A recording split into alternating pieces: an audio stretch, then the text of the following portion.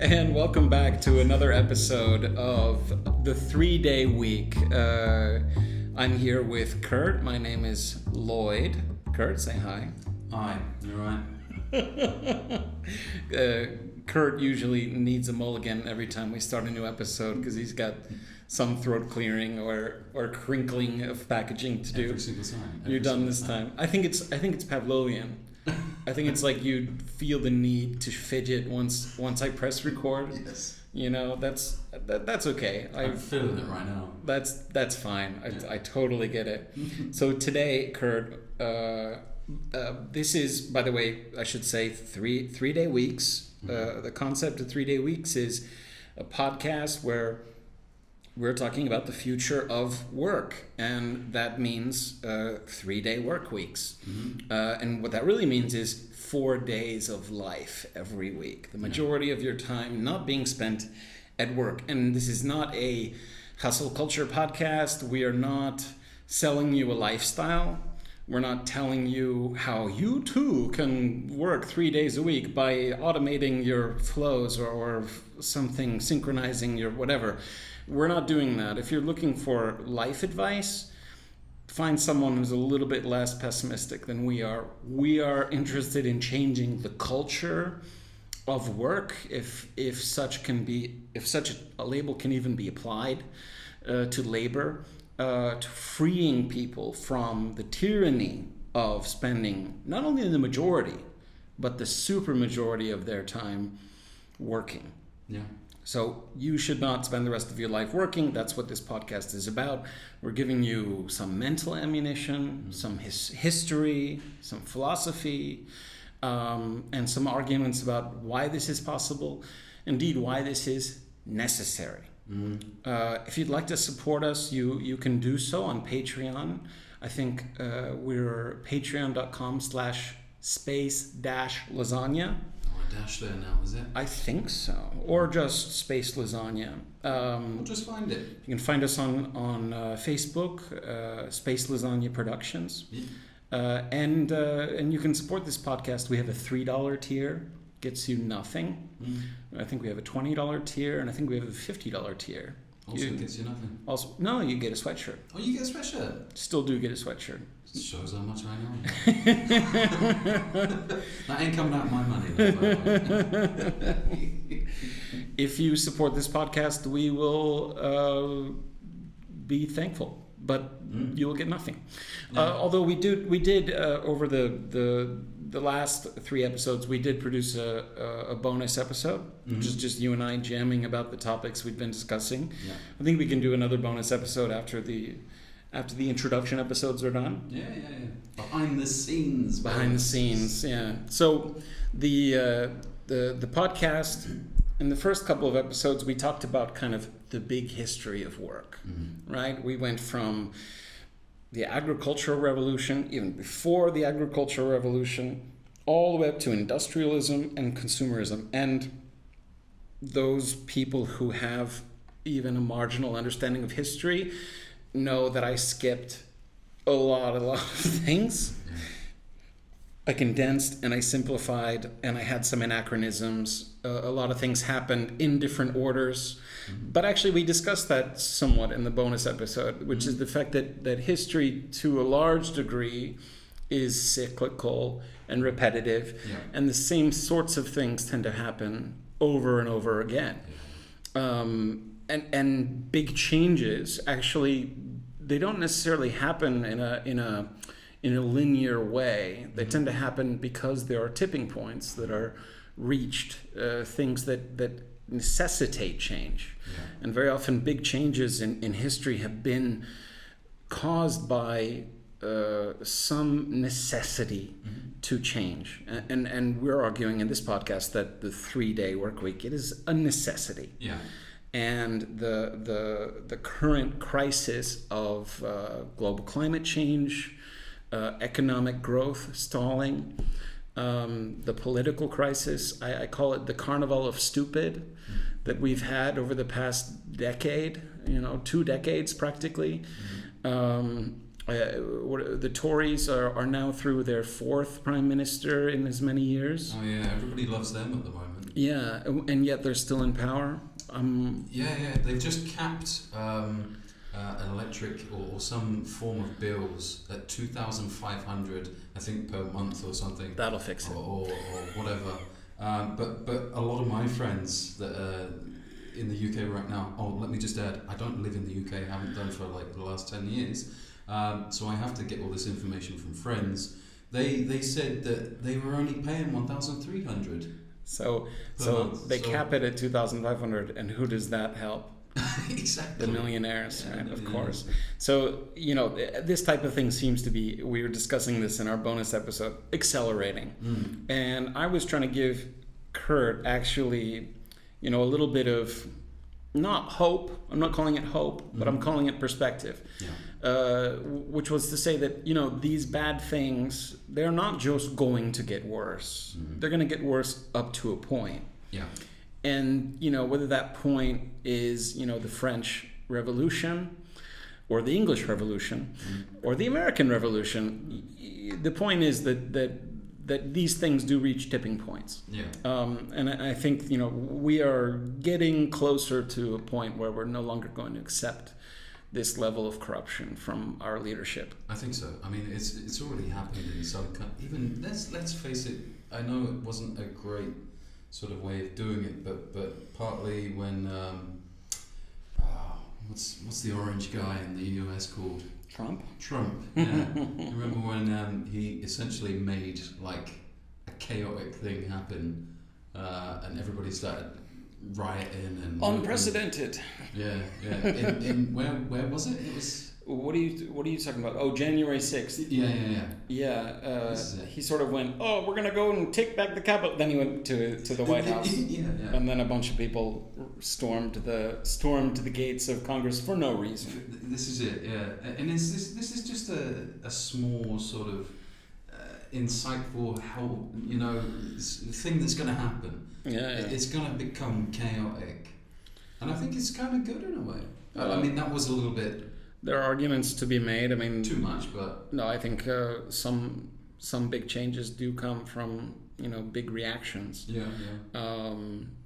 Today we're going to be talking about automation. Speaking of big changes, so first off, I want to ask you, Kurt, when I say automation, what comes to your mind?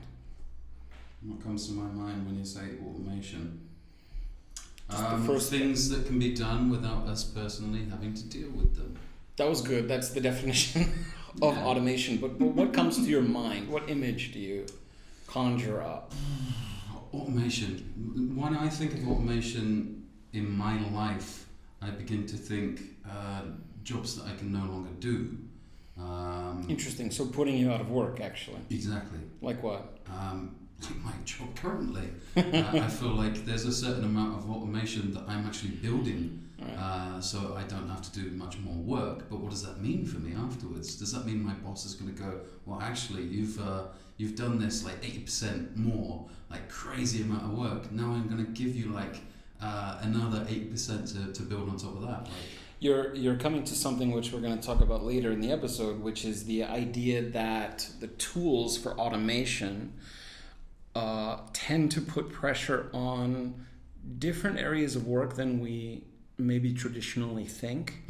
And that because of the way that coding and software have worked for the last little while, many of the jobs that are now working on automation are also working to replace themselves. Yeah.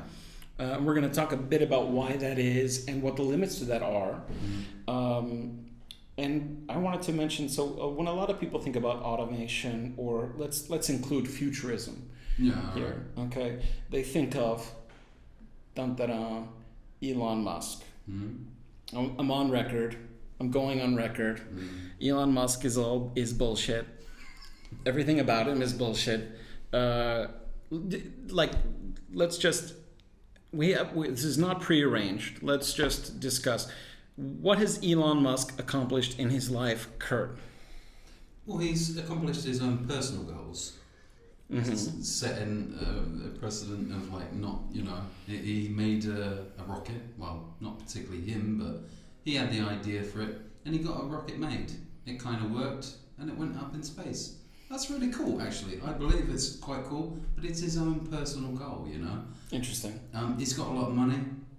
Mm-hmm. That's his own personal goal. He made a lot of money. Yeah, big time. I could say he made a lot of wealth for himself. Yeah, but I don't know what he's done to help the world. I mean, technically, to make money, you've got to think about helping people, right? That's kind of the way you do it. And some people would say, oh, his electric cars, right?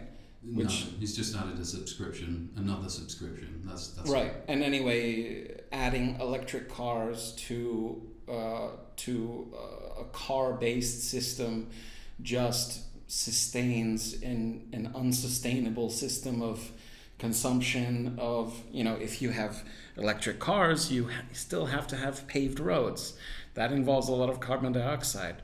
Yeah. If you have Teslas in tunnels, you don't get to use rail, right? If you're launching, satellites, 50 satellites or 5,000 or 20,000 satellites or whatever they're claiming they're going to do with Starlink, that involves a lot of carbon. Mm-hmm. Buying a $150,000 car is not a way to save the environment.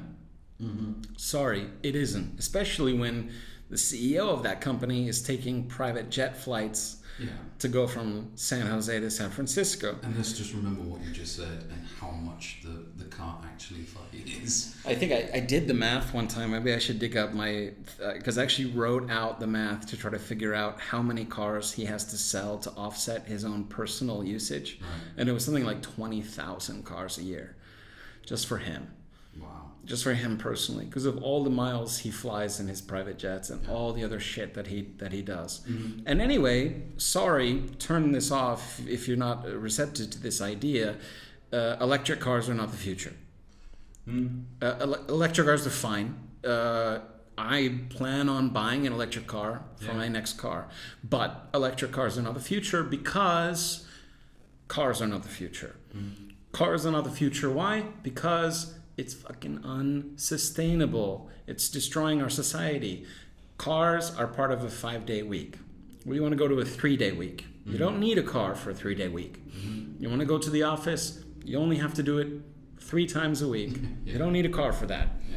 And you shouldn't need a car for your weekend activities. So this is 3-day weeks. This is not futurism is us. Mm-hmm. Well, when it comes to like transport, then they need to make a section just for one person because I can't deal. This is the reason why I'm in a car. Did you know, Kurt? For years, I worked in Central Europe in venture capital. I would go to all these conventions in the center of capital cities. I took night trains everywhere I went. 150 euros. You can go from Prague to Budapest. Private car, first class, with a shower. Why would you ever drive? See, I haven't been able to find that here now. So this is what I mean. They need to update things. Even the actual, like I went to Budapest. Did you check the night trains?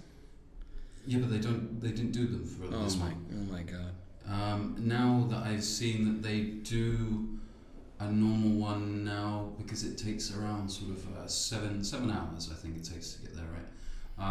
And there was a personal one, but it's nowhere. I know what this train looks like, and I know it's from the 60s. It's a pile of shit, and it stinks. The Hungarian one has beautiful first class. They've got nice, fantastic everything. But even like places like Russia, they have a superior train system compared to even where we're living right now. Yeah. Well, and this is something that we're going to talk about because actually automation, different forms of automation can be very destructive. Yeah. Other forms of automation can really lead to much more prosperity, right? So we're not talking in this episode. We're not talking about how automation is bad. No. We're not talking about how cars are bad, trains are good. This is a little more broad. We're just happening to say that trains are good and cars are bad, which is the truth. Yeah. But automation through history is a force for good and evil. So let's talk about it realistically, right? So what really is automation? You defined it earlier, right? Which was take a bunch of small things and get rid of them, right? Systematize them. Yeah. So I call it the programmatizing of complex outcomes using many repetitive steps. Yeah. Right? If you think a perfect analogy for automation, because it is in fact a classic technology automation moment, is the automatic gearbox. Have you ever looked at an automatic gearbox? Yeah, briefly, yeah. And I don't mean like the computer controlled ones, I mean the ones from like the 70s. No. And it's really interesting because when you split one open, when you open one up, what you see inside is this weird, it's like on Westworld, all those mazes. It's kind of like that, actually. What's inside an automatic gearbox is a bunch of little grooves and pinholes and holes where the different clutches move depending on all these things like how high are the RPMs, where is the demand, where is the demand from the accelerator coming in, how fast is the car moving, all these different things. Like an automatron. It's an automatron. It's an analog computer, and it's able to make complex decisions based on a series of very simple inputs, and it does that. Rain or shine, and it doesn't know why it does it. It just does it. Perfect example of automation. I love automatic cars, and if you're one of those people that says, "Well, I like to be in control of my car," fuck right off. Yeah. It's so much more relaxing to just be in automatic. Yeah, if you say, "I like manual better," you're wrong. Yeah, you're wrong. I don't know. I mean, I like manual as well, but only in certain conditions. Like if I want to go on a massive straight, I want to be in charge of how I can control a gear. But okay, I'll allow it. This is just for literally like a German straight, But if I'm going all around the town and stuff, oh my god. I'm American. If you can't eat a burger and fries while you're driving, what's the point? Why even be alive? Makes sense. Okay, so speaking of analog computers, here's an interesting question for you. When do you think, Kurt, that the first analog computer was made? What era of history? When it was made but not used. Perhaps? No, made. When it was made, and it was something, and we're talking about something at least as complex as an automatic gearbox, if not more. I would say it's got to be around the sort of 60s, 70s? Or 1960s. Yeah. Well, there was the differential engine in Britain was the mid-19th century. And we're talking about this for a vehicle? No. I'm just talking about an analog computer generally. Oh, just generally. Okay, so like 1890. Right. I'll think of. Yeah. So in the modern era, actually, it's a little bit closer to the early 19th century. Right. But analog computers existed before that. Analog computers existed in ancient Greece. Have you ever heard of something called the Antikythera mechanism? No. So this is something which looks quite like a complex Swiss watch. It was dug up basically out of a shipwreck off of Crete in the 1970s, 60s. And, it was just this smashed thing. Nobody really knew what it was until they started to kind of examine it, take it apart. Then they started to x-ray it. And over the years, we started to understand that this thing was made, and we're talking about like in 400 BC, was made and was more complex than the analog computers that humans had created in the 19th century. That it was nearly as complex as the computers that we first started to invent in the 1940s. Yeah, I can believe it. Yeah, and we realized just off this one example, which by the way there's a lot of reasons why it was special. It was probably rare. It was obviously handmade. There are many things about it which are not as technically advanced compared to, let's say, a car's automatic transmission. Yeah. The materials, the exactness of the workmanship. Then we figured out many ways that they were able to get things done which we would think were impossible. Yeah. But they didn't use a lot of the same methods we would use today. Sure. That being said, get this. This was a mechanism which tracked eclipses, solar and lunar and terrestrial, seasons, days, weeks, months, the Calippic cycle, which is the precession of the Earth's rotation around the sun. So they were able to tell when the Earth was furthest from the sun and when it was closest. Wow. The precession of the equinoxes, which is a cycle where the Earth's tilt is more or less aligned with the Earth's elliptical orbit. So they understood that the Earth's orbit was elliptical, and they also understood that the equinoxes precess as the Earth turns in this cycle. So basically, if you think of like our orbit is an elliptical orbit, but the edges of that ellipse move in about a cycle of every 9 years. So that means that the Earth's tilt towards the sun in different seasons is always a little bit different. They track that.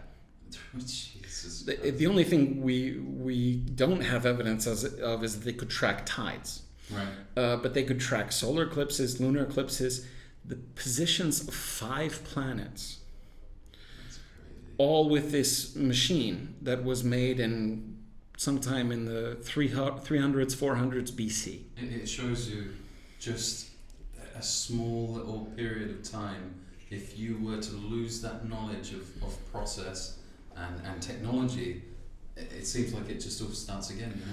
Well, it's an interesting thing because what it leads you to is a question. You know, if this was such an amazingly specialized device, what it implies is that the maker, and therefore probably many people, understood all of those underlying concepts. Because it was something that had to be made probably to be shown, but also to be used. Right? So if the knowledge existed to understand how the solar system works, how the equinoxes work, that means you understand essentially how gravity works. You understand that the sun is the center of the solar system. You understand all those things. Sorry, Isaac. And not only do you understand them, but it is such common currency that everyone can accept. And this machine is almost proof. I mean, it is proof because it works. You can make a prediction, and it will work. So, you know, Kurt, I don't know if you've ever seen these things, but there exist analog computers that were designed in the 1920s and 30s to predict tides. I know of these. And it involves, I mean, it basically, what it involves is a bunch of, they look like lines like from a lie detector, and they have a bunch of different balls and clutches, and they move around, you know, with each other. And basically it uses this information, but it just applies it one step further to then understand what the tides are going to be like. And these were used to plan the invasion of Europe in the 1940s. Right? This was one of the things actually that the Germans, I think, didn't think that the Americans could do. Normandy. And that was one advantage because the Americans had figured out how to predict tides, and the Germans were not aware of that technology. Don't quote me. It's only a podcast. We're going to get some historian going, that's bullshit. That's bullshit. That's bullshit. I'm pretty sure. It sounds true. But it sounds like it is something that would be true. And then, of course, we know the first programmable computer, digital computer, was from Alan Turing, also during the war. But you brought up an interesting point, which was innovation can destroy knowledge or can destroy education. So how can it do that? Wow, you're going to tell us that now? I want to hear. Go on. No, I mean, you gave the question. I've become too rhetorical. Well, for example, if you built this machine to predict the way that the orbits of the planets work, right? And you give it to someone, say that was made for a king, he will never have to learn the concepts behind it to use the tool. So by automating knowledge, we sometimes forget that knowledge. I think a great example of that actually is farming. Because farming, if you think about it in a certain way, remember we were talking about in the early episodes about how humans evolved foods like corn to serve us. Well, in a way, we automated nature to give us an outcome that we wanted. And that's what farming sort of is. You're automating the natural process of the sun creating food and taking it for yourself. And in doing that, you lose some knowledge, right? The first farmers probably understood farming, but they would have lost an understanding of a lot of things about the way the world works. With the way that exactly, you know, how much and flood. How much do you really need to know about the ecology if you're just a farmer? Then you need to know it's hot, cold, dry, wet, right? But if you're a hunter, you've got to know all those things. So actually farming, you know, in a way, you automate the food making process, but then you lose the intimate relationship you have with the land, right? So agrarian life and then industrial life become in some ways easier or more automated, but in other ways we lose certain types of skills, and they become much harder than to reproduce, or they just become part of a very specialized knowledge base. Like for example, what is really interesting, I was listening to a great course is about understanding prehistory. One of the things it talked about was how it was very difficult to study the way that prehistoric humans cultivated grasses and did botany. Not because there wasn't a lot of evidence. Actually, these days, because of DNA testing, there's a ton of evidence that allows you to see what steps were taken. One of the things that makes it hard is that the people who are studying it don't understand botany as well as the people who were doing it. So in a way, our prehistoric ancestors understood plants and understood natural systems so much better than we did. That they were able to do things which we now don't understand. And again, we're not glorifying the past. No. There are many things you wouldn't want. But it's true. This is based on, you know, what we're talking about now. It's a forgotten skill.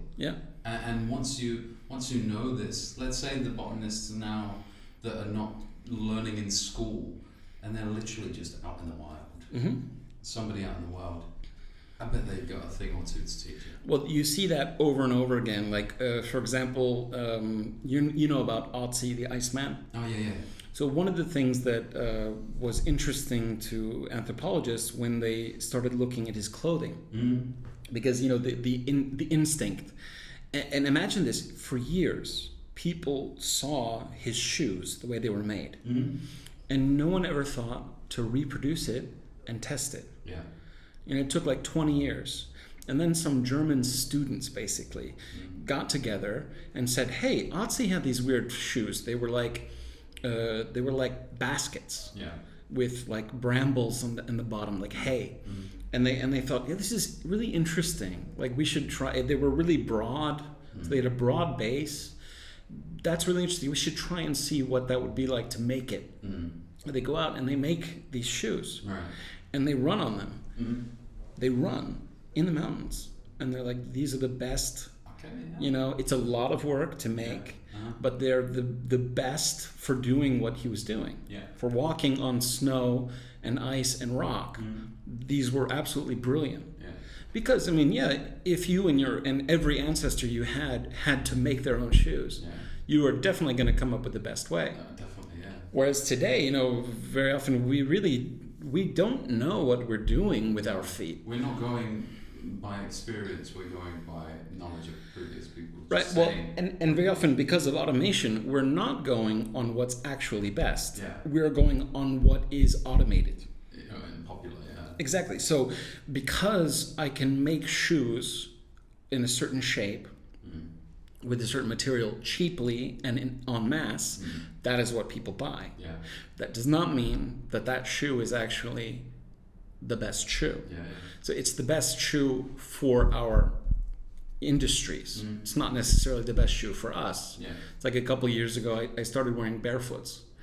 You know, and I was like, okay, it's a lot of hype, you know, oh yeah, you can feel your feet. But I actually went to a walking class with a barefoot shoe designer. Okay. And he was showing us how we were walking, how we were planting our feet. Yeah. And when you put on those barefoots and you walk around on paving stones and stuff, you think, oh, it's going to be hurt. It's going to hurt. Right. It doesn't. Yeah. After a couple days, it feels amazing because you're placing your feet totally differently. You feel everything around you. Yeah. And you the other thing you think is, it's going to be gross. I'm going to step in pee or this kind of stuff. What's interesting is because you can feel your feet all the time, you can avoid all those things. Yeah. You're much more aware. And you're also more aware, the interesting thing about wearing bare feet is you're more aware how long you spend on your feet. And you're more aware that you should take breaks. I can't imagine, yeah. So when you get home, your feet are not sore or soggy or kind of just exhausted because you've been resting. I was going to say, we'd most likely learn how to walk differently. Think of like lions and their sort of how they work and how they're so sort of stealthy and stuff like that. It's evolution. It's not like they need their claws. They need the claws, but there's also a part of their paw that doesn't even just go straight on, or it goes to the floor. It's the bit like our palm, the heel of the palm, and it creates an actual stealth effect. Yeah. So it's quieter. Yeah. We would also do the same with bare feet. Now, then also look at, this is just going on a bit of a flip side with it, is like the New Age Inuits. This is just taking experience again and how their feet, and they create their own, it looks like a tennis, you know, the tennis racket across the foot, walk in the snow. Well, this is similar to the Otzi shoes. They understand mass equals, you know, you're going to get there a little bit easier. And a lot of those things, the problem is that we've, you know, I'm not trying to be all new agey with us here, but very often we've taken information which is somehow intuitive and we've made that into science. So you're talking about mass to area ratios. Well, if you were making shoes that you yourself will wear, you're not thinking about mass and area ratio. Of course. You're just thinking about how cool it looks. Well, you're thinking about what's actually going to work, what's going to be comfortable, and you're going to probably work pretty hard to make sure that your feet are comfortable. And you know, at our peril, we often ignore that ancient knowledge. It's like recently it's been all over the news everyone has seen in Australia, in California, wildfires. Right, and one of the reasons that they're having such extreme wildfires now is because the native indigenous cultures for many centuries had managed the wilderness by burning, by taking certain steps, which we in our modern sense of like nature as this sort of inhuman separate thing, we've sort of said, oh, Yosemite is a national park. You can't do, well, this is wrong. People were living around Yosemite for thousands of years and they were managing it just like everywhere else where humans are. And they were burning it and they were clearing it. They were using it. And when we stopped doing that, suddenly these, all this fuel piles up, all these dead trees pile up, and then you have these huge infernos that correct, the overbalance of too much dead mass. But the native people lived there for thousands of years, so of course they understood that. I mean, can't we also put another thing to it and say that, that's true, but technically we also have our environment is getting hotter and stuff like that. Although back then I also understand that at that point, they had this as well. Yeah. They also had the environment that was also getting hotter, and it cooled down, and then it went hotter again, ice age, and then cooled down. And absolutely, and like I would say to that, this is why I'm not glorifying. This is why I'm not glorifying the past, because I don't think the Clovis culture of North America. These are people living there 12,000 years ago. Yeah. They didn't understand that the ice sheets were receding. Yeah. They didn't understand that there was a cycle where their environment was going to change so drastically. They could see smaller events. They could see that when the forest was too dense, it would burn hot. They could see that when trees grew around, the temperature went down. They could see those things. Here's an interesting factoid for you. There's one theory. You know about the quote unquote Little Ice Age from about 1500 to 1700 in Europe. No. There was a time when global mean temperatures went down by about 1 or 2 degrees between about 1500 and it's right around 1800. Yes, yeah. So there's a theory, and I think that many of our astute listeners can probably find some proof that this is bullshit, but it's an interesting theory, which is that that happened because of Columbian contact with America. As millions of Native Americans, up to 90% of individuals died, forest management stopped. And as forest management stopped, forests grew. So actually forests, historically speaking, and we do know this, when Europeans reached North America, it was the most densely forested that it had been in hundreds of thousands of years because of a lack of people. So one theory is that global temperatures dropped by that much just because the forests grew up in the Amazon in North America because of the mass death caused by Columbian contact. Wow. That's Imagine. Crazy. Yeah. That's crazy. But that also has, a flip side, which is those forests then burn. And that the ash from those forests burning then produce really rich soil, which then becomes farming for colonialism. It causes a renewal and then everything more. So we talked about last time how the ancient Greeks had the steam engine. They had the concept. I mean, and if you think about it, it's not that crazy. No. Because what is a steam engine? You could take a kettle of water, put a fire under it, and then you realize the kettle of water rotates a thing. You can put a differential on it, and you can make it go. Cogs were a thing back then as Absolutely. well. So they had children's toys that ran on steam. I'm sure they were very dangerous, though. Right. Yeah, kids, have this. So what they would do is they would take hot rocks. No, really. They would take red hot rocks. They'd put it in a kettle. They'd cover the kettle so it would run a turbine. And then that turbine could run like a train, basically, or any kind of a mobile, right? And they used this mostly for entertainment. They never thought of using it as a machine thing. Of course. We talked about why that is. Another thing the ancient Greeks had, you're going to be shocked by this, they had an understanding of particle physics. I'm not shocked because I know slightly about this. Do you know the story of how they tested this and how they actually understood this? It was a long time ago. So there was obviously there was the word atom comes from ancient Greek. They had a sort of instinctive belief that everything was subdivided down into these basic elements.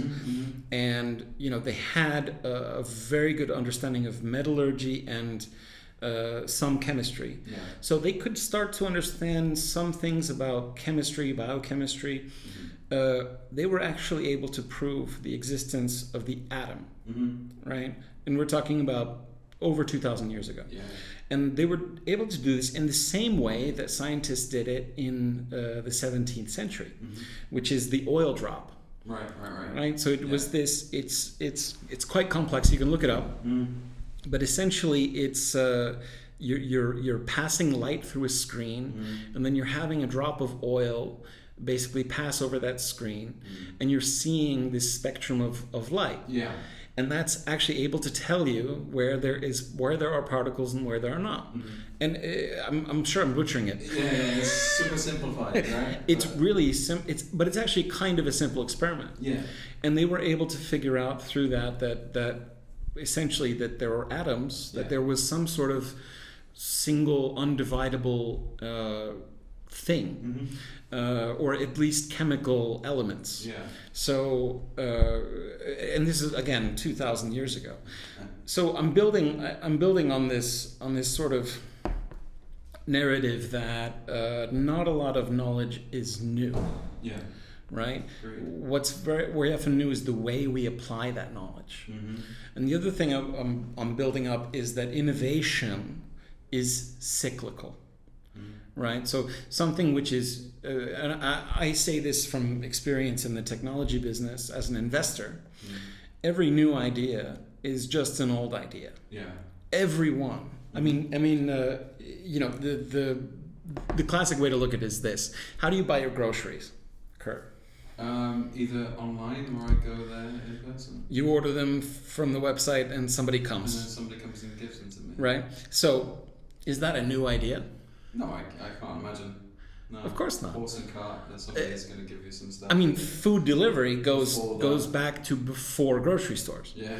So, if you go back, you know, in history to, you know, European times, of course, or not European times, that doesn't mean anything. Peddlers. To feudal times, you would have peddlers. They would come from town to town. Yeah. Okay. Then, let's say, during frontier days in America, they had the concept of the general store. And this was a clearinghouse where they would bring in imports and things, precious commodities, apothecary stuff, and sell them, right? And that, if you imagine, let's just take America as an example, the general store was the way you did that. Yeah. And then at some point, they realized that actually you could get people to buy more and more complex things if they had more choices. One of the ways to have more choices is to give them a catalog. Yeah. So they could print the Sears catalog. And imagine this, in 1900, you could buy a house in a Sears catalog. Right? Sears and Roebuck. Yeah, absolutely. So you would go and they would have this house, they'd have a painting of it, and you'd go, okay, I want that house. They would bring you all the lumber, all the joints, all the everything, and the tools as well. Everything you needed to build that house, they would deliver. Yeah. To your, not your door, but to your plot of land. In, you know, Montana. Yeah. I learned that from Red Dead. Well, in Red Dead, I mean, this is a great, I really believe, like, my son watched me play Red Dead, even though it's quite gruesome, and he got scared by the bears. I think it's a great teaching tool. Yeah, it's super good. Because it teaches them amazing things. So, we went from, you know, having the general store, you make a whole day of going to the general store, right? You order 20 pounds of sugar, you order 100 pounds of rice, all this. Then you go to catalogs. And catalogs are seasonal, so you don't need to go out and get everything. It's much more efficient. All comes on trains. Then you go from having catalogs to the merchants realizing that actually you'll spend more if we get you to come into the store, but you have a way of getting that stuff home quickly. So first that was big department stores. And actually, the way department stores worked was something more like the first department store in London was actually help me out. No, not Macy's. It was the British one, the famous one. Oh, for God's sake! No, I can't remember anything British. I'm afraid. It's we have to know it. The most famous. Look it up. The most famous British store. British department store. It's 7 floors. I've been to it. I loved it. What was it called? Pause here. Marks and Spencer's. No. Selfridges. Harrods. Harrods. There we go. Harrods. Right? Yeah. Harrods. Good. We just cut out those 30 seconds. Yeah. Harrods was one of the first department stores. Yeah. And what they realized was you could actually make shopping an experience. So the person would go and they would see the departments. The idea was to recreate the scenario where you would be using those products and then to sell those products as a lifestyle sort of thing. Yeah.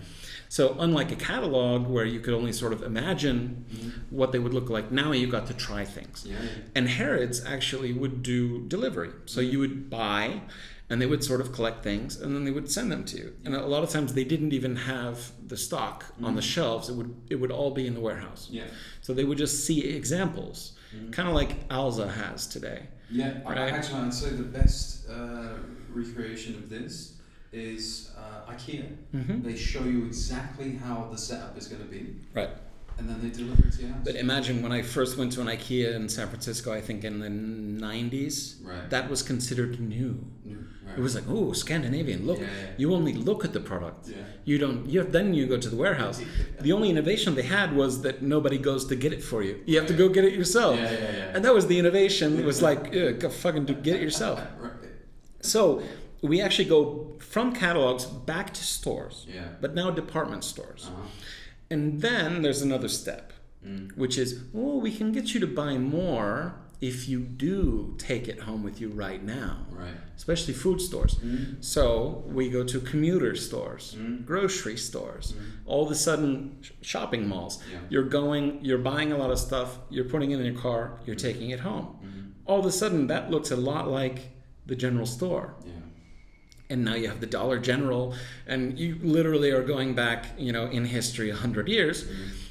And now, again, we're having the same concept that I can just order it out of a catalog. Yeah. So nothing's new. And the thing that I think, one of the best examples for this is Amazon, right? Because Amazon starts out by saying, it's difficult and expensive to source books. And you never have the full selection. So we will have a full selection. Yeah. It'll be a catalog of everything, right? Then they kill off the local bookstores. Yeah. Then they go and they kill off all the department stores. They kill off all the competition, the big food, even the big food shops. Then what do? They open local stores, right? Because at the end of the day, people's lifestyles, especially people living in cities, they don't want to order from an app and get delivery. They want to pick it up. Yeah. So of course they just almost call it like slash and burn economics. They destroy the industry, but then they just end up creating exactly the same thing. So like Sears goes from destroying general stores to becoming general stores, right? And then they get destroyed by Amazon, who starts out like Sears and ends up exactly like Sears at the end. So it's always coming back to the same thing. Yeah, of course. Right? So we talked a little bit about consumerism, right? In a previous episode, we talked about how Henry Ford went from the $1 day to the $5 day. And this was the birth of sort of consumerism. So you realize that if you have more workers making more money, you have more diversity of products available, people will buy, right? So that sort of ethos for 50 years predominated up until right about the 1970s. And a couple things started to happen in the 1970s around automation, which caused a lot of people to start questioning whether that model was sustainable. Because imagine the transformation of wealth, right, from 1920 to 1970. I mean, you had from 1870 to 1920, you had an incredible, let's just look at those 100 years. 1870, you've got no electricity at home. 95% of houses have no plumbing. Yeah. Right? What else? You don't have paved roads. You might have trains. Yeah. You might have a general store or a catalog. Right. Probably not both. Right? One or the other. You probably don't own your own transportation. No. Right? Or if you do, it's a horse or a buggy. That's 1870. Yeah. Right? Go up to 1920. Now it's very likely that you have plumbing, that you have electricity. It's getting there. Yeah. Paved roads are becoming common. not everywhere, but common. Yeah. Public transit is at its peak. In England, if you go back and look at maps of the train system from like 1900, it's shocking. Just in my town alone in Didcot, that is Didcot, it's spammed with it. You can see it even on the map. And of course, trains were bigger, they were slower. There were more stops. We're not glorifying the past. Sure. What we're saying is that there is no reason to think that somehow dense train networks can't exist. Yeah. They did exist. They did, definitely. Because that was the only thing people could use. Mm-hmm. So from 1870, 1920, incredible advances in all sorts of things. Just think about chemicals, health, medicine, the invention of basically surgery. Yeah. Even the periodic table was like that. Periodic table was figured out then. The really incredible advances. Then from 1920 to 1970, still you have huge advances, especially across the lower income spectrum. You start to have a lot of those luxuries become normal. Yeah. So from 1920 to 1970, one of the big things that happens is most people get plumbing. Mm-hmm. And that becomes a huge thing. My mother was born in a house without plumbing. Oh, really? Mm-hmm. And lived her early years without plumbing. Uh-huh. That was not uncommon for where she was from. All right. And that's true in Europe. That's true of a lot of places. I mean, France didn't really have necessarily plumbing in every building until the 1960s. Yeah. They still had outhouses in Paris. Yeah. In the 1960s. Yeah, absolutely. Or showering floors or water closets that were for the whole building. That's it. Yeah, flinging their piss and shit outside the window. It's common to see movies with this, but it's true. Yeah. Well, so that 100 years from 1870 to 1970. You have to think of that as the heyday of automation, because we are turning so many daily horrible, difficult tasks. Anything from keeping a lamp lit, right? You used to in 1870 you had oil. In 1970 you had a light switch. Yeah. Cleaning your house. In 1870 you mixed your own soap. In 1970 you got it right off the grocery store counter. Yeah. Again, 1870, if you wanted food, well, you'd have to wait and take a whole day to go into town, order it, then wait a couple more days for it to come. Yeah. 1970, drive down to the Rite Aid. Yeah. You're basically set. So there was this enormous advance in the standard of living because these things became common. And I'm trying not to be too Eurocentric. Those things didn't become common everywhere, but they became achievable.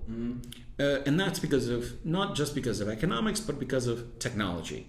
It became possible to expect that every building is wired with electricity, with plumbing, that every town had a paved road, and every town had a grocery store. Telephones made this possible. International transport made this possible. So all these things are coming into play to create this enormous increase in comfort. They say the amount of work hours that homemakers had in the 1870s would have been 20 to 30 hours a week of homemaking. Today, that's lower than 10.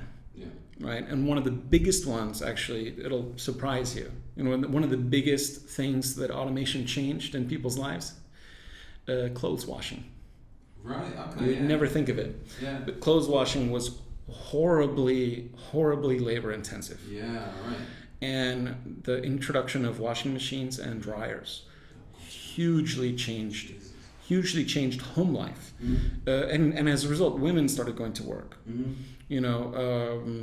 A child can run a washing machine. It's much less a husband. But women started to go to work because not only was automation making consumption easier, therefore making earning money more attractive, but there was also less work to do at home. Or I should say there's never less work to do, but there was less of what we consider to be drudge work. Yeah. Right? This was becoming sort of a thing of the past. But already, okay, some historians, some philosophers, some theorists are pointing to the 1970s, in the 1970s, and saying, I think we've gone a little overboard. I think that we shouldn't expect this ride to last too long.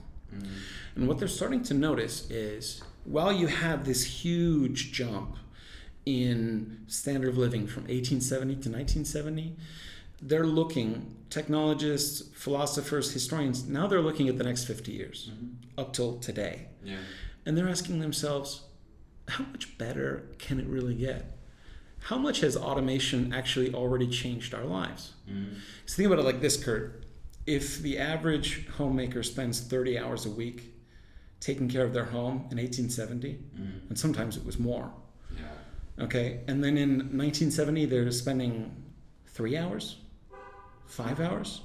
That's a big difference. Well, that's a huge difference, but think about it like this. By 1970, you've eliminated 90% of the work. How can you get more time? Yeah. Right?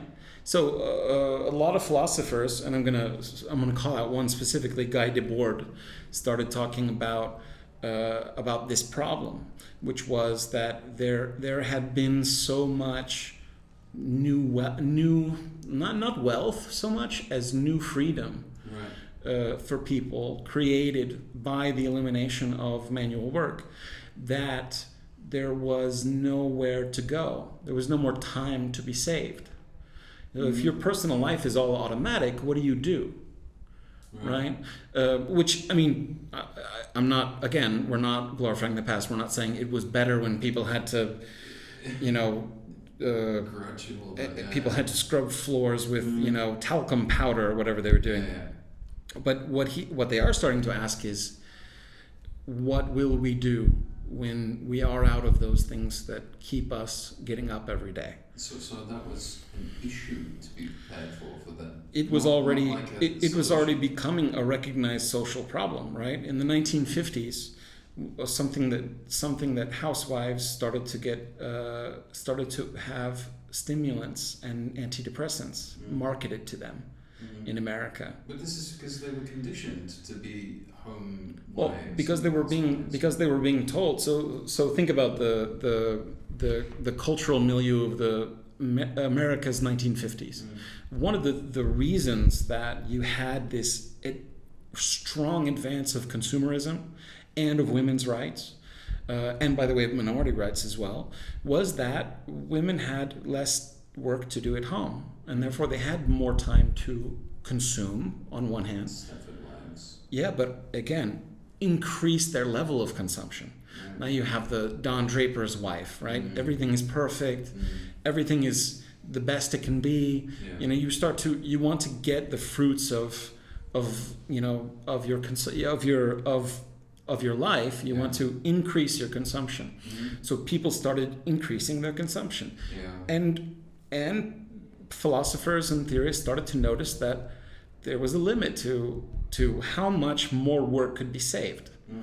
And therefore the future would really have to adapt to less overall work, but also adapt to the fact that we would no longer value it the same way.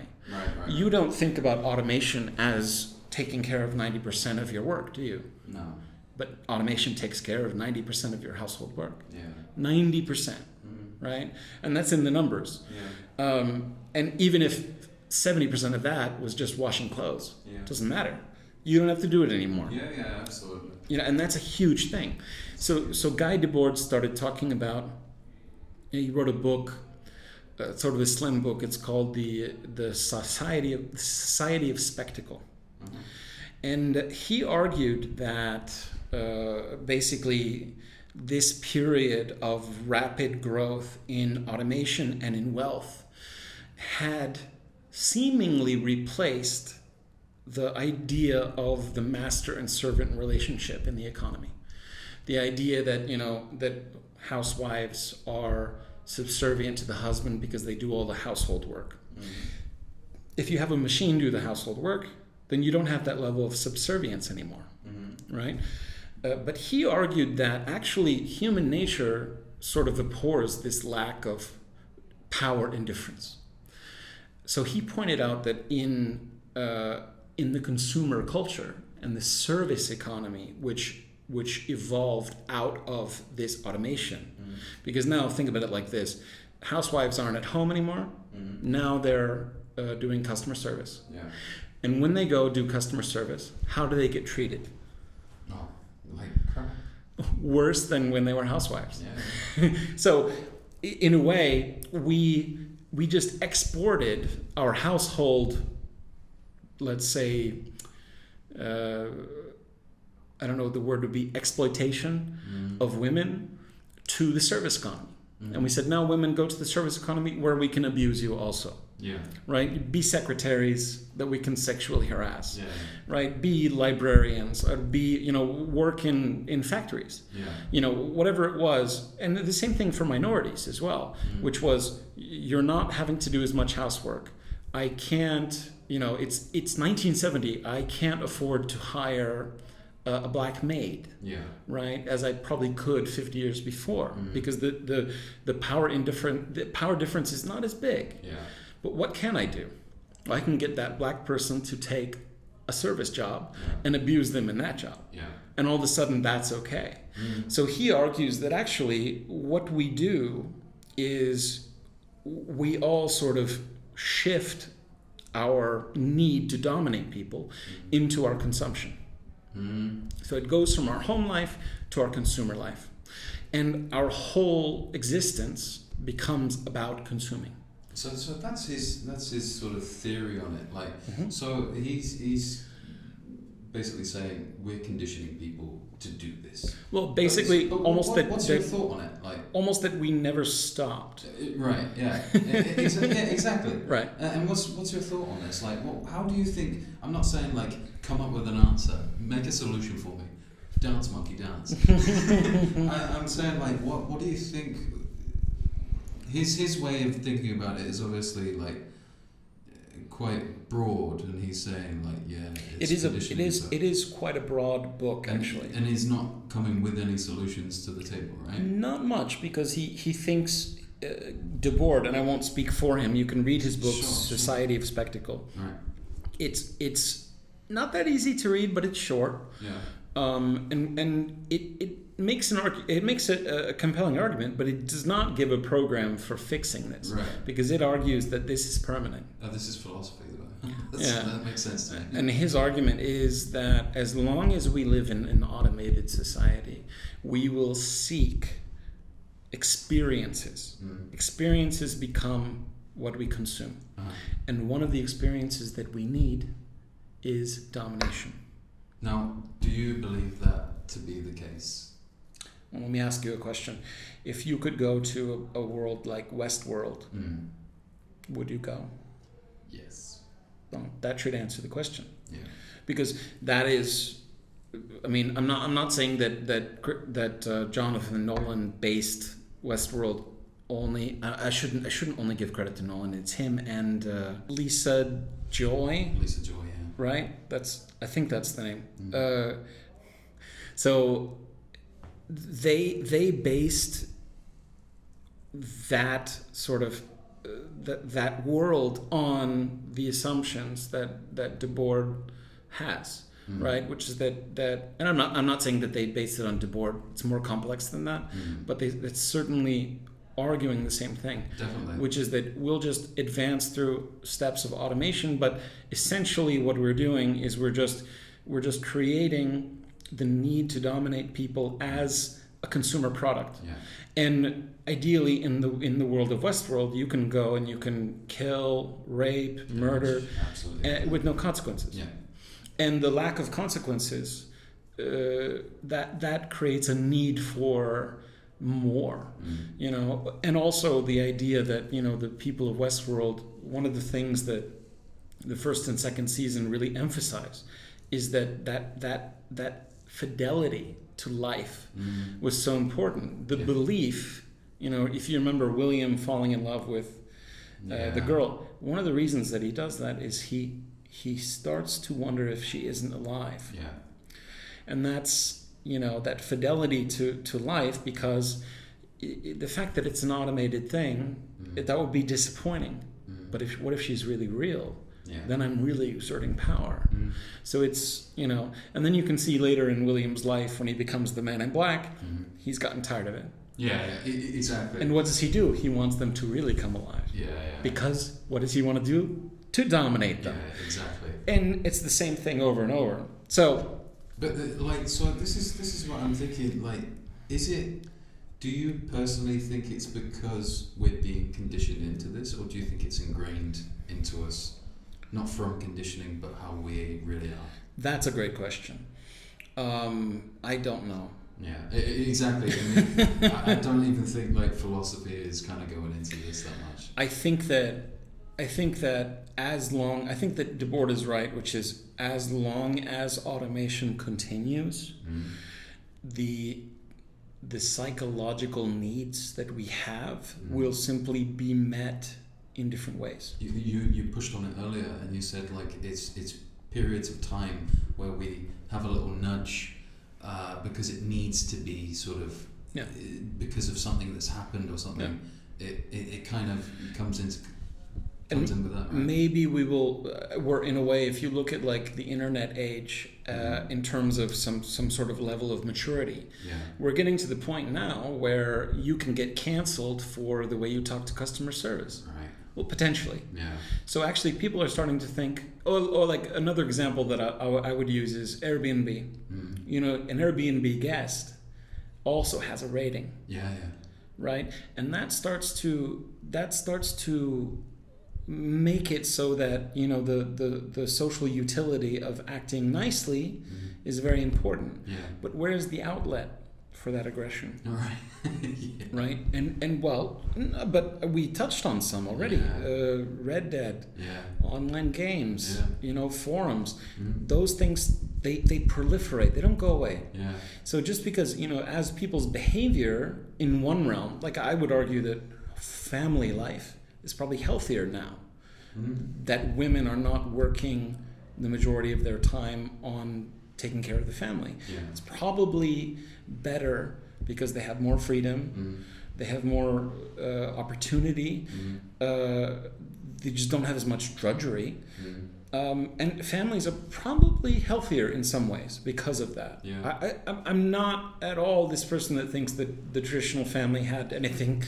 Right. That was a lot of that was about exploitation of women, exploitation of children. So removing that exploitation or minimizing it, and you can ask my wife about exploitation, believe me. I cook, but that's all I can do. Yeah. That's why I'm keeping my mouth of it shut. We can't. Cancel culture. We can hardly complain. Neither of us. No. I think. What was I going to say?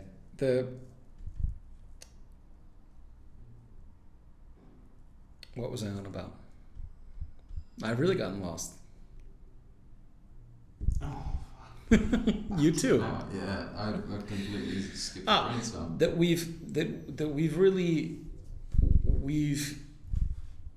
we've learned how to be adults online. Okay.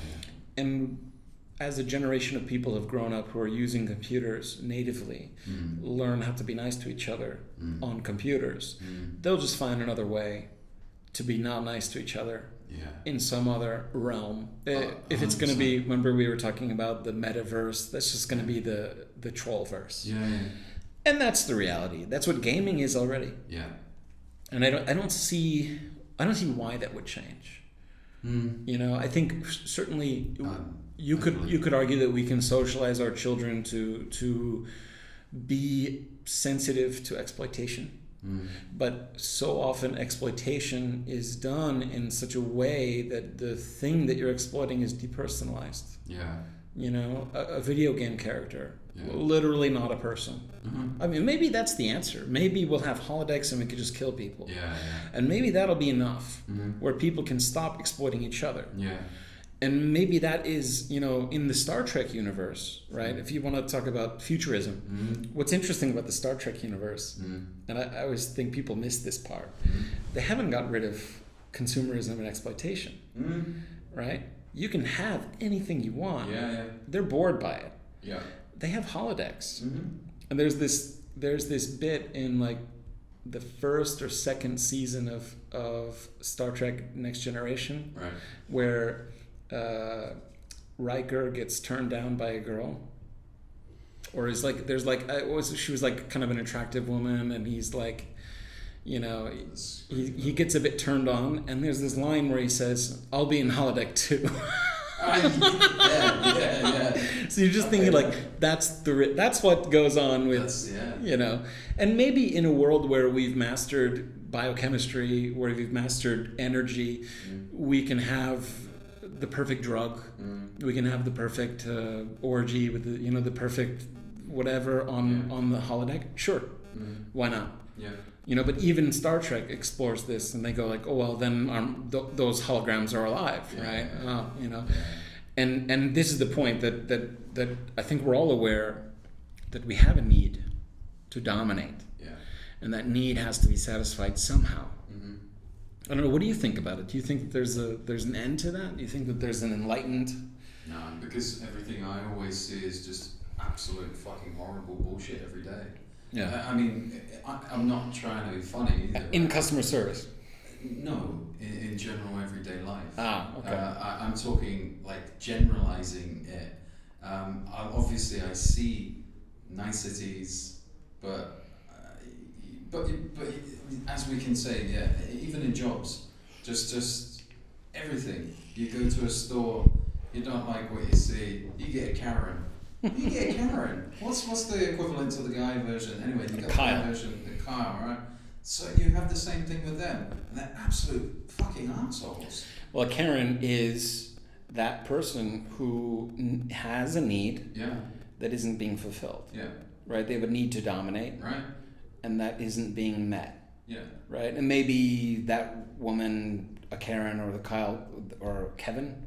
I don't know. I think it's Kevin. Maybe they should have a job, do a sport. They're usually missing something, right? And that's, we can talk about, you know, an automated society and you know, lack of social purpose. It's every job that I've been in, and I have gone through a few sort of different fields. I've been an actor, I've been a singer, I've been a builder, a labourer, customer service. I swear that's a song lyric. Right. I've been a labourer, I've been a singer. Okay. And I've done a few things. You've done everything. But they've had the same sort of impact with people, and people have still had the same sort of belief that they're entitled, they should have these things, and the way that they want to treat you is like, you've done nothing wrong. Yeah. You're even saying, I'm going to give you what you want. No, you're a scapegoat. You're just being a fucking asshole. And I'm guilty of it at times. Me too, actually. And I think that maybe understanding that helps us, but then again, not as much as you might think. Mm. And even turning the need to dominate into something benevolent, and say the need to teach someone or help someone. Yeah. This also is exploitation of a different this way. Is very American, hard love. No, or even just literally giving someone a tip and then writing on Facebook that you gave a big tip. Oh, okay. That's exploitation. Exploitation. Because you're emotionally exploiting someone. Yeah. Right? Or, you know, someone is forced to do something for you, essentially for pay. Yeah. And you get to, you know, feel good about it. Well, in a way, it's exploitation. Yeah, definitely. So, you know, how does this tie back to what we're talking about with 3-day weeks? A lot of that comes from the need to increase consumerism. Yeah. And the need to increase consumerism is driven by innovation in automation, and that driving a need for growth through consumerism. So we automate work at home. That means you've got more time. So if you've got more time, you need to consume. Yeah. And once you're done consuming and done automating everything, then you got to go to work and get a job so you can consume on some new level. Yeah. So now you can consume a boat or you can consume trips to Europe, but you're going to continue to consume on higher and higher levels. 3-day weeks. Our philosophy is, and maybe this is your answer. You're asking me what's my answer. My answer is maybe 3-day weeks. To say, look, someone's unhealthy relationship with their work should end. Consumerism should be fought at the source. And the source of consumerism, and this is where I think a lot of people get this wrong. They'll go, oh, you use an iPhone. You're a consumer. And it's like, I am. The problem of consumerism is not that you consume things. It's that you always need to consume more. You know? And you can never consume less. If you played X number of games, now you have to play even more. If you've read 100 books, now you have to read 200 more. Everything is more and more and more. 3-day weeks is about less. But this is you know, then we go on to, isn't that just going backwards, you know?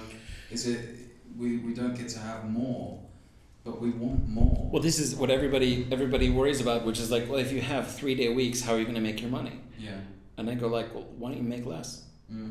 Because on your 4-day week, your 4-day free part of your week, if you're doing 3-day weeks, and everyone's doing 3-day weeks, I don't think it's reasonable for you to expect that you can fly to Japan for 2 weeks on a big holiday, or that you can shop, you know, every weekend in a shopping mall. But would you say that that's what going to these countries is all about? It's just consumerism. Technically, yes.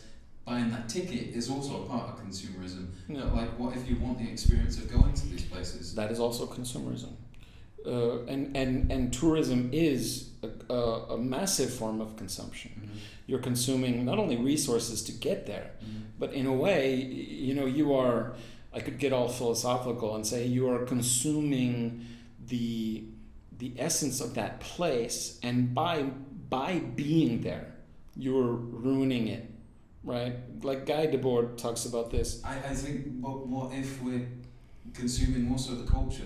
Isn't that going to help? Well, we are, but all right, this xenophobic sort of feelings. Right, but consuming, that's a problem. It's a paradox. Yeah. It's a contradiction. Yeah. Because going abroad and consuming someone's culture necessitates that you exploit them somehow. You mean like cultural sort of appropriation? You exploit their monuments by, you know, a crowd of tourists standing in front of the Orloj in Prague. I'm talking about the astronomical clock. That is exploitation. They are, by their presence, ruining the experience of that clock. That clock can never be enjoyed for what it really is because of how famous it is. The Mona Lisa is one example, and I think Debord actually talks about this. And writers like Dan DeLillo have talked about this, that the actual, that's a kind of consumption where the actual looking at the painting is secondary. It's being in the place. And as a result, you know, if you actually go, you've been probably to the Louvre, right? I've been to France many times, but I've never seen the point of going to the Louvre. I've gone when the Louvre is for free, like in the evenings. You can go in for a couple of hours. I'm very practical in the way that I personally do things, though. If I think it's going to be shit, I won't do it.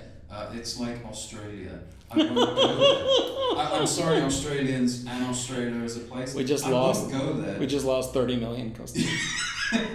I won't go there because you're trying to fucking kill me. Everything on land, in the sea, in the air is gonna kill me. No thanks.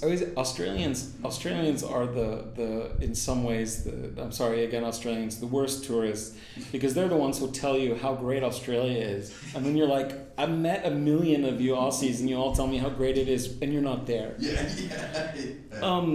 And maybe it's because if you think about it, Australia is so far away from everybody else that they actually don't get exploited as much. Yeah. So they're not as sensitive to it, But yeah, if you visit the Louvre, you are exploiting the painting, but you're also exploiting, the milieu, and that becomes its own thing, and not necessarily a good thing. I've been to the Louvre and I've seen the painting, and it's fine. It's fine. But I have a poster of the Mona Lisa. You couldn't tell the difference. Oh yeah. I look at the painting. It's a nice painting. Yeah. It's fine. But do you have any reason to go there? What if I were to tell you that there's very good evidence, circumstantial evidence, that the Mona Lisa, which is on display in the Louvre, is fake? It wouldn't shock me. It doesn't matter. Yeah, it doesn't matter. Actually, going on this is maybe also another sort of pro for not having so many experiences. I am dead basically to the world of Europe right now. I get bored of going on holiday in Europe. Really, because I go to the same places. Because everywhere becomes the same. Exactly. Spain, France, Italy, you go to them and they all have a fucking palm tree. Fuck off. And Turdelnik is everywhere. Exactly. And the little mint dot ice creams and all this stuff. And if I wouldn't have went there, I would still have this feeling and this image in my head of something that was like, oh wow, that thought of maybe going there is going to be fucking amazing. I get there, I'm so utterly disappointed, and I want to absolutely throw myself off the next fucking bridge that I find. There's a writer you would really like called David Foster Wallace. All right. Very much influenced by Debord. And he wrote this book, or it's not really a book, it's a long essay for, I think it was for the New Yorker, Consider the Lobster. And by the way, Jordan Peterson, I think, also has a lobster book. He does, yeah. Not to be confused. Please, yeah. So it's a fascinating book, but what it talks about is, it's about biology, it's about philosophy of mind, but it's also about consumerism. And the idea, this vague sense, and he's talking about this lobster festival in Maine, and he's talking about how everyone has this vague sense of what this place would be like if only they were not there. And that their presence, while ruining it, also makes it real. Because if no one was there, it wouldn't be an experience. Yeah. It would just be a place. Yeah. And this is the point. That tourism. I agree. I'm fed up with tourism. Yeah. And one of the things that I learned when I was doing my backpacking phase in my 20s, I went to London. And one of the things I think that's great and brilliant about London actually is that the museums are free. Yeah. And as a result of that, people do not treat it as this mecca, or as this sort of experience of, I must walk through this museum, I must stand before this, I must do this. It's like choreographed. In London, it's nice because you can just, and it was originally invented, or was originally put together this way to allow working people to go and enjoy the museum. Yeah, that's right. So I would go in for 2 hours and I would go out. Yeah. And there was no sort of, how would you call it? There was no trek where every single person needed to take a picture right in front of the Brontosaurus, right? Yeah. There was nothing like that. Because they already know, we can come back. Well, they can do it any time. That's the point. And that's the great thing. So what I would do is I'd go to the kind of museum square, where there's the Science Museum, Natural History Museum, and the Royal Albert Hall. Yeah, it's all kind of in one block, basically. That's it, in Kensington. And I actually stayed just really nearby there. It was very posh. My neighbor was Chris Martin. You lived in Kensington? I did. Wow. For a month. I lived in fucking Green. I lived in Queensgate. My neighbor was Gwyneth Paltrow and Chris Martin. Yeah. I don't know. There was no stones or anything. Green. That's where I lived. People park Lamborghinis on the street. Wow. You were the kind of guy that I was like, no, I was staying in student housing which just happened to be there. Yeah. So anyway, I suppose what I was saying was the brilliant thing about that is it eliminates this sort of pressure to be a consumer. But one of the things that I learned by going there was if you go to the Royal Albert Hall and you go kind of way in the back, you will find a copy of the David. Right? It was an interesting thing. You've been there probably. Yeah, quite a few times. You remember the copy of the David? Briefly. It's an interesting one because it's one that actually gets used in films and different things because it's not as precious as the original. But what's interesting about this particular copy of the David is that it's actually more complete than the original David. Right. Because it was cast in like the 19th century before the David became a huge cultural icon. And as a result, it's actually in better shape than the original. So when you go and you look at this thing, it is almost better than seeing the real one. Right, yeah. Because it looks more complete. You know, the real one is falling apart. Yeah. You know, because people touched it, you know, people did. And that was interesting to me because I realized when I went to look at the David at the Royal Albert Hall and no one was around. Yeah. Oh, wow. Okay. No one was around. Middle of the day. That's amazing, yeah. If you go to the David's Museum in Florence, you will not find 5 minutes of the day alone with that statue. It's impossible. Never. Yeah. There's always a line of people. Definitely. At the Royal Albert Hall, there isn't. Not the Royal Albert Hall, the Victorian Albert. There isn't a line. Or at least there wasn't when I went to see it. That's great. It's incredible. Yeah. So, I suppose in that moment though, you know, my experience of it was very personal. Yeah. I'm not sure if I was consuming it. You know, so maybe there are, you know, these sort of personal things. I see what you mean. I've had these as well where I've had personal experiences that were absolutely fucking free. Yeah. But I haven't needed to go and see something like one of the 7 wonders of the world to be able to do this. It was something very small, very menial, but I got so much pleasure out of it. Oh, that's right. I mean, and maybe that is the answer that we're looking for in 3-day weeks. Yeah. That's the time that it should take. For example, 3-day weeks. If you lived in a town of free museums, you now have 4 days of the week in which to appreciate those museums and find those moments which are personal. And it doesn't have to be museums. It can be anything. Nature, you know, create an invention, you know, an original thought, an original experience. The problem with 5-day weeks is you only have 2 days and you have to get all that consuming in. You have to do the thing of consuming the thing.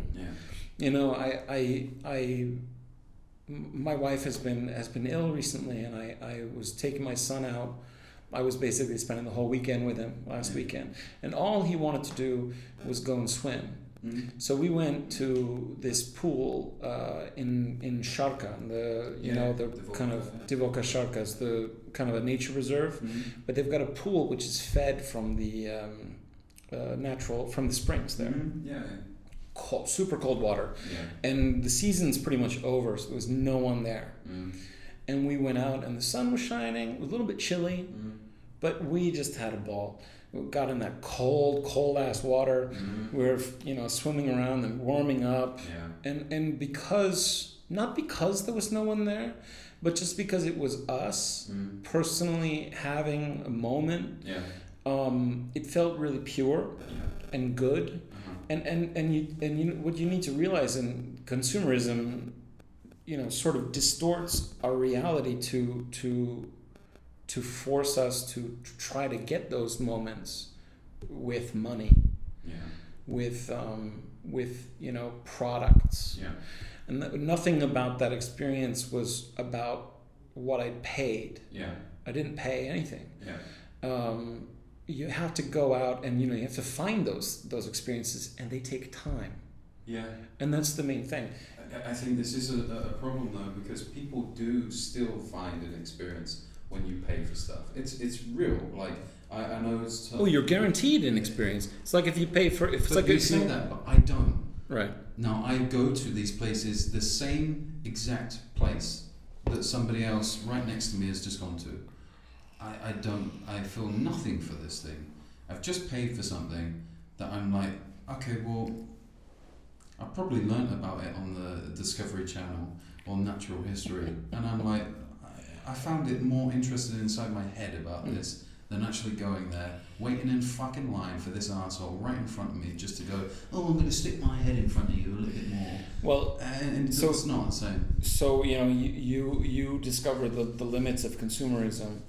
One of the things that you could do is then just turn to more extreme forms of consumerism, like adventure sports, or mountain biking, or sadomasochism. Yeah, it's not good. No, because those are just trying to heighten, the experience or guarantee that reward. It's like a certain stimuli inside my brain is already sort of like hyper stimulated. So it needs like more. But I'm trying to, I've even said what you said before and tried to dumb things down a bit more. And actually, now that I think about it now, those little dumbed down moments really were quite effective. Well, that's right. I think that's what 3-day weeks is all about, which is simplifying life. Yeah. And simplifying life of a purpose. I'm not talking about, hey man, keep it simple. Yeah. Because spirituality is also consumerism. You can consume spiritualism. Definitely. You can consume prayer, church, books, everything. Yeah. What you need somewhat in your life, and even gurus will say this, is you need a little bit of quietness, which is a little bit of nothing. And the only thing that can get you that is time. Yeah. Because it takes time to find those places. And if you only have 2 days a week, and and even if you're thinking about those 2 days a week, one of them is shopping, you've got Sunday. And Sunday, half of people go to church because it's guaranteed. Yeah. Right? You know what you're going to get. Yeah. I'm sorry to say, but going to church is like going to McDonald's. You know what you're going to get when you get there. It's not going to be the best, but it's going to be something. Yeah. And that's fine, I guess, for some people. They need that surety. Yeah. But I think this is one of the reasons that people are afraid of 3-day weeks. They're afraid of the idea of letting go. Because on that Saturday and Sunday, that's when they consume. Yeah. And they consume hard. Yeah. And they really get into it. Sure. And what we're saying in those we're not saying it's a 4-day weekend. Yeah. We're saying it's 4 days of life. Yeah. And what do you do in your 4 days of life? Well, for 4 days, you may just dig up your garden, and you start, and you might not finish. And then you come back to it later. You might, make a door, I don't know, out of some wood, I mean, essentially, you're going to take a breath. You're gonna, because every weekend I come to now, it's horrible. I'm looking forward to the Monday now. Yeah. Because I'm like, okay, now I need to get this rest of this week out again so I can have that start of that Friday feeling again. Yeah. And I'm like, and that's because you're looking forward to the weekend as something to consume. Yeah. And I think this is the scary thing for me, because I've always been, for years, I've been trying to divorce myself from this. I've been trying to realize in myself that if I want to take a Monday and go visit a museum just for no reason other than to do it, then that should be fine. Yeah. If I do nothing, that should be fine. Yeah. In fact, it should be encouraged. Because, if you don't have that stillness in your life, I'm not talking about spiritualism, I'm not talking about being, I'm not talking about health even, although going to the gym is a great idea, if you have that time. But just being with myself is somehow, it gives me those moments, those opportunities to feel, right. Yeah. And okay. And consumption seems to give those experiences reliably, but never really complete. You're never really full. right? And that's a problem of consumerism, right? When do you have your last bite at the buffet? Yeah. Because it's free. Exactly. Yeah. So before we finish, we've gone way overboard on this. We haven't even started talking about actually growth and the limits of growth. We've only come up to kind of the philosophical limits, which is, if most of our life is automated, where is our enjoyment? Yeah. Where is our sense of accomplishment in our lives? So this is what we're gonna kind of talk about in the next piece, the next episode. We're going to talk about the limits of growth and what those mean for ecology, what they mean for business, what they mean philosophically. And we're going to talk a little bit about the limits of automation. Yeah. And I think I want to leave you with this image, right? Automation can create experiences and commodities that no one wants.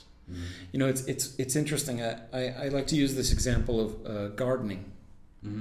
Think about like the lawn, the grassy lawn. You know where it comes from in history? It's British, of course. So British manners. I believe it was in the 17th century. There was basically fashion to breed grass and to have clean grass landscapes. It was a kind of a fashion statement. Right. And one of the things that happened is that the art of manicuring a lawn became somehow fashionable. In Scotland, they started having golf, which is all based on lawns. So suddenly having the most perfected lawn, right? The best sod, the best color, the best level of like softness, dryness, everything. That became this huge thing in England or in the UK, and then that spread through sort of culture and osmosis to the rest of the world. But one of the things that happened was, if you think about what it took to maintain lawns in the 18th century, the 17th century, constant hourly, daily work, because lawns grow, they get wet, they get dry, they get mangled. You know, think about a golf course. You just kick a bit of sod and there's a hole. You've got to fix it. So many things. And you would have, if you were like, you know, at a huge estate, you would have professionals working on those things. Then we get to the age of the lawnmower. And all of a sudden I can buy a breed of Bermuda grass, I can plant it and it grows and I mow it and it looks manicured. Who cares? This is the crazy thing. There's a lot of people with lawns that never use them. Because what do you actually use a lawn for? It's supposed to be part of this estate in Britain hundreds of years ago, in this milieu, in this context that doesn't exist. Do you know what people used to do with lawns? Like they would go out and they would sit on them. Literally sit on them and put their hands on them and feel the softness and all this stuff. That's what people did. And now, like in America, you know, if you actually go down and feel the lawns, people buy these really hard grasses because they keep up. They're easier to maintain. But the whole concept of a lawn has become, you can't use it for the one thing that it was supposed to be used for. Big sign, keep off the grass. Exactly. Like what can you use grass for? Tennis, croquet, golf. It's supposed to be for sports and enjoyment. And you've removed, don't bike on the grass. Keep off the grass. So it becomes, what is it? It becomes this thing which automation allows, but which people don't actually want. And it's almost then an obligation. You know, so there's this great Reddit that I follow, this subreddit called No Lawns, where people are returning, you know, their land to meadows and things like that. Okay, that's cool. And I mean, it's a movement. But like in Prague, for example, in Stromovka, they took a section of it and they put it back to meadow. Okay. To the natural state. I mean, not natural state, but the more wild state. And people like it because we didn't need all that lawn space. There was so much of it. So they took like a third of it, a quarter of it, and they go, here, just there's meadow here. Bugs, rabbits, bees, all very important. And it's like, this kind of balance is really important in our lives to understand that, like, just because you can automate something, we go back to the first example of shoes. Just because something is a product of automation does not make it good. Agreed.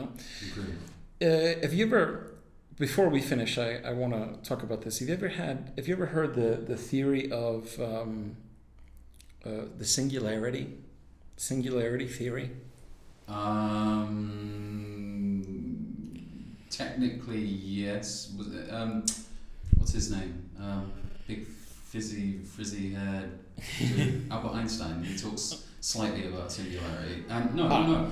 Stephen Hawking talks a lot about singularity. Right. So what you're talking about is physics. Yeah. Singularities are black holes. Yeah. Right, or white holes or whatever. Yeah. So that's the physics version. Okay. So then there's this other thing called the technology singularity. Right. Okay. And this is the idea that automation is progressing in some kind of way that it's going to reach some point where programs will be able to write programs faster than we can write programs, better than we can write programs, and then they become intelligent.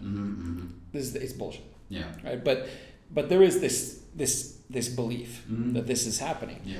And one of the reasons I think that we're seeing this, and that we're seeing also quite a bit of social sort of despair about jobs now, is that we are seemingly automating a lot of human activities, and people like you working customer service, you're automating your own job, and you're starting to ask yourself, where's my job going?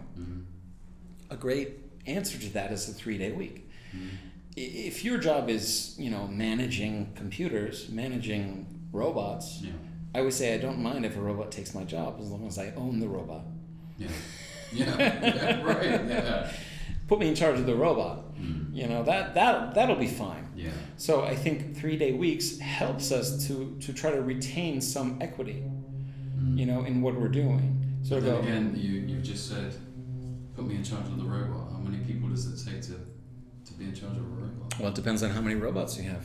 I mean, you could potentially have multiple robots for every person because you've got so many things automated. And then we're going on a completely different tangent afterwards that, we still have bosses. who wants to give you all these robots? I mean, it's... Well, it does lead one to begin to wonder. Yeah. Right? Do you really need those bosses? Yeah. Do you really, there's a lot of things that that are questionable. I do believe in bosses. I will say this. I believe in bosses, and I believed all my life that I could potentially be a boss, but I need somebody to be a boss of me. I'm good at figuring things out, and I'm good at following. I believe in following. That's not a boss, that's a leader. A leader, sorry, yeah, absolutely. No, I was completely wrong there, yeah. Like, I'm not your boss in space lasagna. Yeah. But I would say I'm the leader of space lasagna. Yes. But I don't feel like your boss. No. Do you feel like I'm your boss? Not at all. I don't feel like anybody's my boss. So I used the wrong word. Well, exactly. But you could say... But I have had bosses. Yeah. And that's a different thing altogether. Yeah. So as you mentioned. Boss is a feeling. Yeah. I feel like if I'm saying I'm the leader of this, what we're doing, I don't feel like I'm the boss of it. No. I feel like I'm the leader of it. Which means that I can come to and I can say, look, this is, I don't get this. What is this? Because the leader has to be informed by the group. Yeah. Right? So that's super important to a leader, not always to a boss. Yeah, I totally agree. Bosses, sometimes they need to not know things. We're getting into the weeds with that. Yeah, we are, yeah. So in the next episode, I want to talk about growth theory, and I especially want to talk about economic growth. I've been teasing this a lot. Yeah. and I really haven't got into the specifics. Yeah. Okay, so until then, this is Space Lasagna. You can check us out on Patreon. I think Space Lasagna or Space Dash Lasagna. One of these days I'll look it up. Dash lasagna. Look us up on Facebook, Space Lasagna Productions. Yeah. This is 3-day weeks. So be kind, rewind. Yeah, bacon, have cake. Bacon, have cake, easy peasy, lemon squeezy. Lovely. Thank you very much. See you next time.